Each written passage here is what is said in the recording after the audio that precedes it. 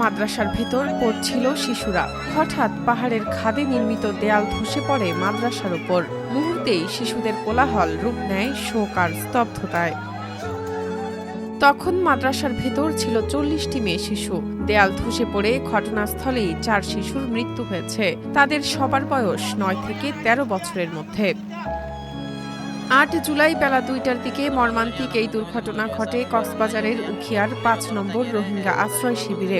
বিকেল ৪টা পর্যন্ত ১৪ শিশুকে জীবিত উদ্ধার করা হয়েছে। মাটি চাপা পড়ে আছে কয়েকজন। মৃতের সংখ্যা আরও বাড়তে পারে বলে আশঙ্কা করা হচ্ছে।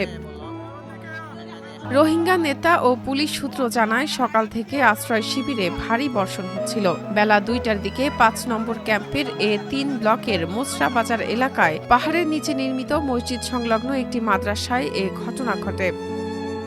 এদিকে চট্টগ্রামের সীতাকুণ্ডে পাহাড় ধসের অপর এক ঘটনায় ১০ মাস বয়সী এক শিশুর মৃত্যু হয়েছে।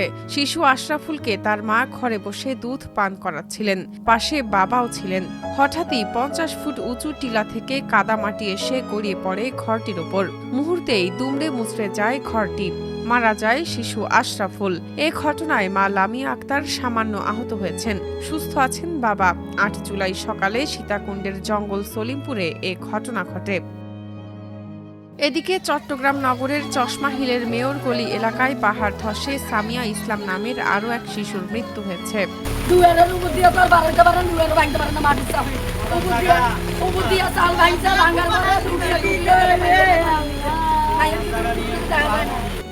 আট জুলাই দুপুরে এই পাহাড় ধসের ঘটনা ঘটে। বিষয়টি নিশ্চিত করেছেন ফায়ার সার্ভিসের বায়েজিদ বোস্তামি ফায়ার স্টেশনের জ্যেষ্ঠ স্টেশন কর্মকর্তা মোহাম্মদ কামরুজ্জামান। তিনি প্রথম আলোকে বলেন, পাহাড় ধসে চাপা পড়ে শিশুটির মৃত্যু হয়। দুপুরে তার লাশ উদ্ধার করা হয়েছে।